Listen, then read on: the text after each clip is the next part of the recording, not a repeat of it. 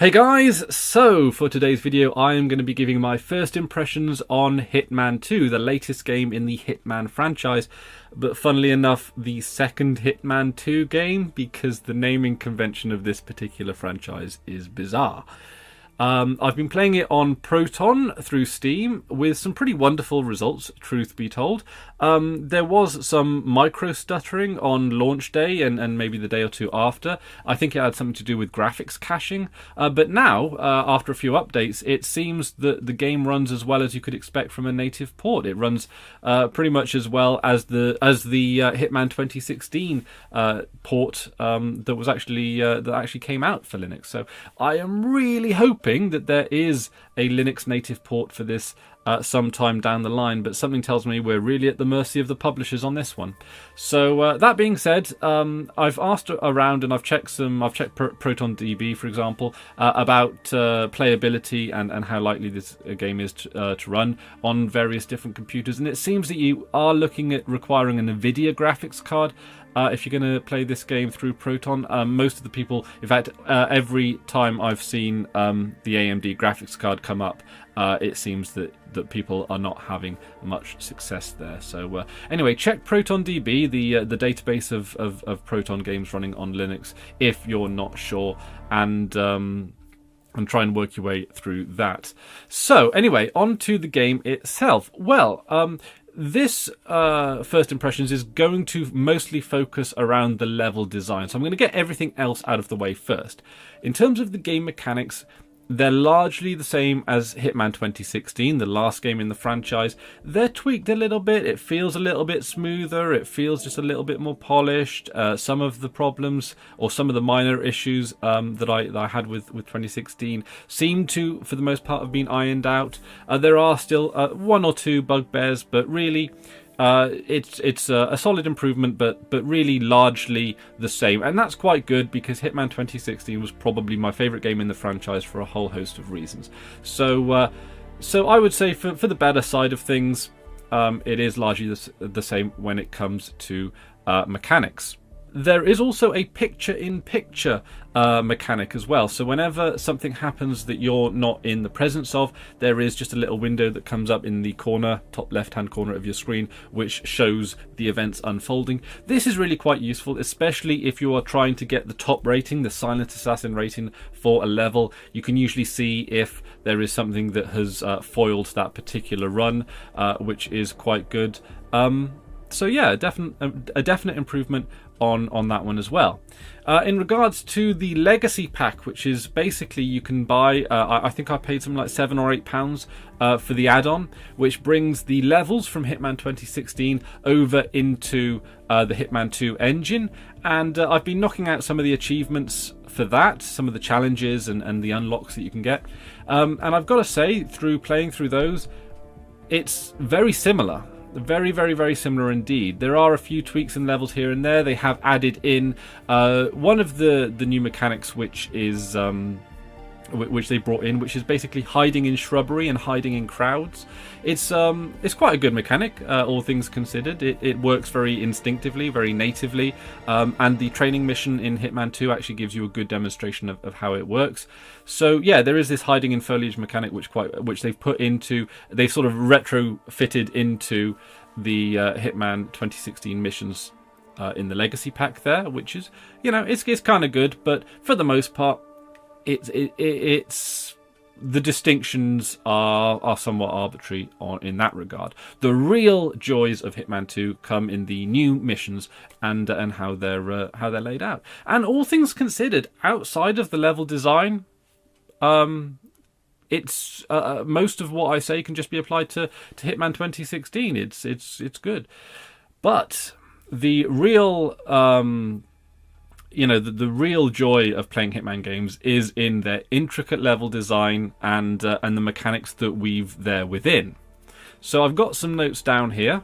First of all, let's talk about the training level, because they do the training level a little bit differently. Rather than actually have a formalized set of training missions, which I thought worked well enough in Hitman 2016, they have what is effectively a level set in New Zealand that does link into the overall plot. That's just a very shrinked down level, a very, very small level, so you don't risk really getting lost. You can actually familiarise yourself with the mechanics in a more natural environment. You can, in fact, the first half of the training mission, there are no other NPCs on the map at all, so you can actually get to grips with a usual Hitman level, albeit a smaller one, completely within the comfort of your own isolation, before they start introducing NPCs in the ways of guards and targets and all of that kind of stuff.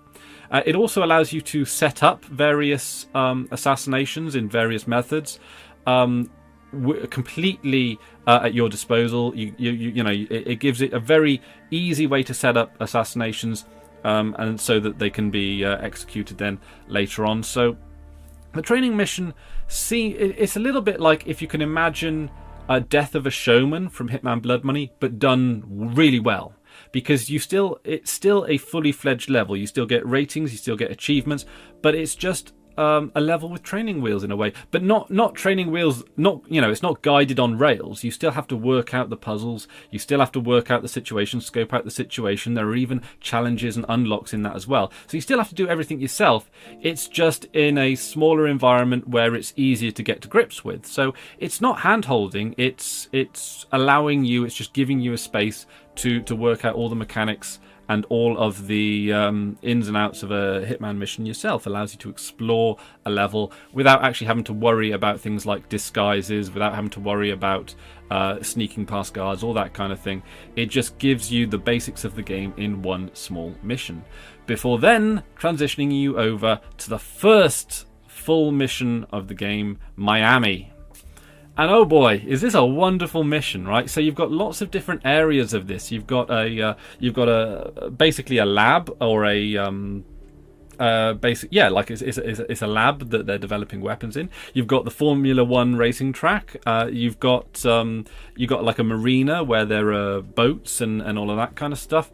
So you've got this huge level, and each of the areas within this level feel different. They feel like you are in different parts of the area. There are also nice little touches, like there are sections of the map that are, there are caravan, or not caravans, but like temporary structures and stuff that's been set up specifically for the Formula One endurance race. So it feels very sort of organic and real from that point of view, and it's just so wonderful to have so much atmospheric diversity within the map. It sort of reminds me a little bit of Sapienza from Hitman 2016, although the striking difference is that whereas with Hitman and Hitman 2016 and Sapienza, where the main mission was focused around the mansion area, they actually make full use of the map, even though there are only 2 targets. Depending on the various ways you decide to manipulate the environment, the various strategies that you use, you can actually draw out the targets to various other sections of the map and make full use of it. And just through playing through the main mission a few times to unlock the challenges, I got a real feel for the map, in a way that I would only have managed to get with Sapienza by playing other contracts, like community contracts or escalation missions, all that kind of stuff that take place in other parts of the map. The full range of the Miami map was used here, and to great effect, and it is absolutely wonderful. And that leads me on to that there are another wonderful thing about this particular game, and I know I'm using the word wonderful a lot, but I think that's just how I feel about the game. But another great thing about the way that the map is put together is that there are so many more ways to assassinate your targets now. You can actually draw them out of their safe zones. You don't have to, you are not consigned to having to sneak past security or get the perfect disguise or all that kind of stuff. You can actually lure them out. In fact, in one particular instance, one of the most protected targets has a particular soft spot for a sugary treat that is being sold down by the marina, and you, of course, can use that to your advantage, as well as the fact that there is a particular they call them stories, where basically there are things going on in the level outside of the main plot.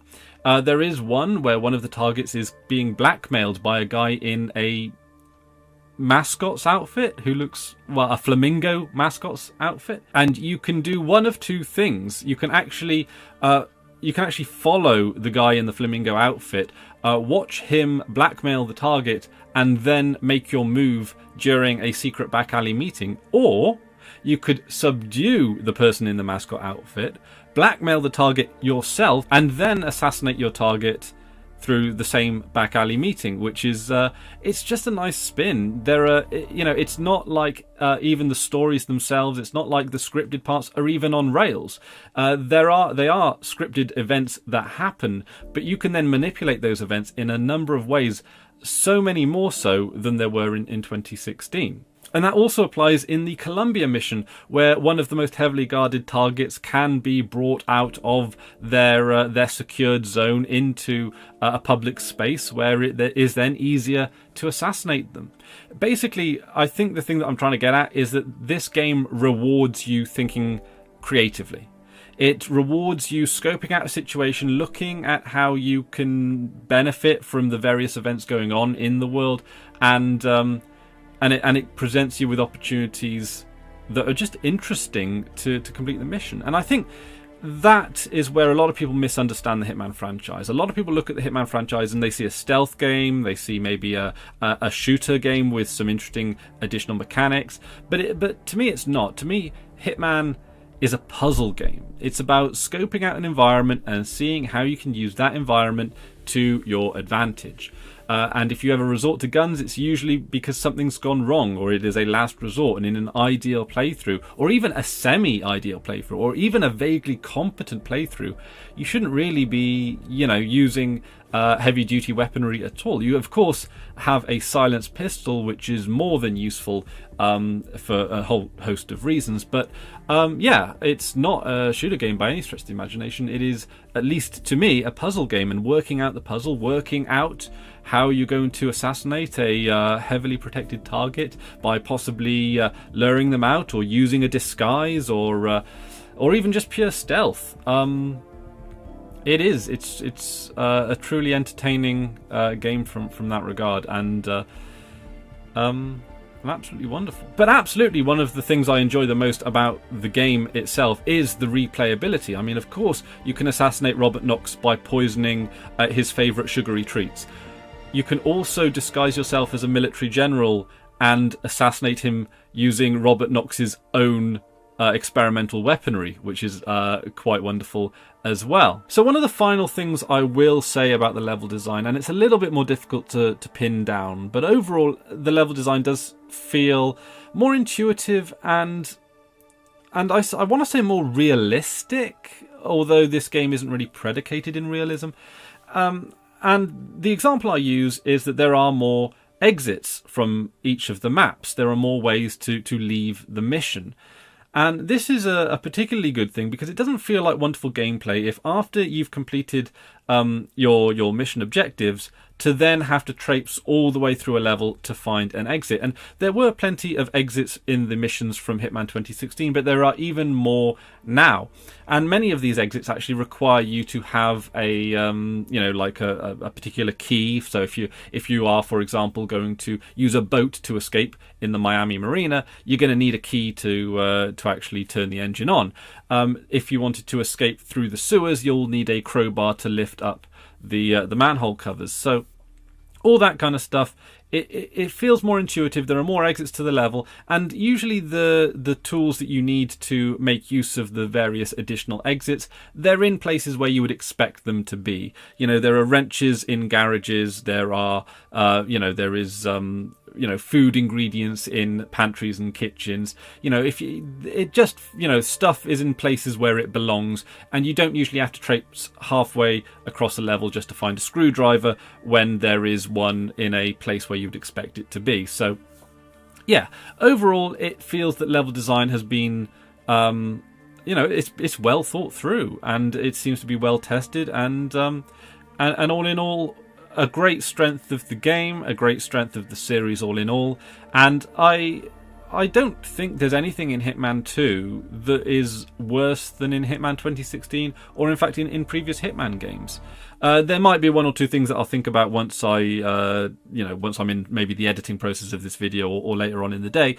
But truth be told, the worst thing I can say about this game is that it doesn't have a native Linux support, and And I've been meaning to do a video talking about perhaps the dynamics and the ethics of using of playing non-Linux games on the Linux platform. But I just, on a final note in regards to that, or just as a thought in that regard, it is of course the case that it may not be ideal to have to play Windows games through Proton to get them to work on Linux, that it still does count as a Linux sale, and it still does send a message to the developers, to the publishers, that there are Linux users that very much enjoy playing this game and that are willing to pay full price for it on launch day, so that we can enjoy it, and hopefully that might encourage further development on the Linux platform. But I'll be doing a video perhaps on the ethics and practicality of Proton and Wine in another video. But feel free to let me know your thoughts on that down in the comments section below.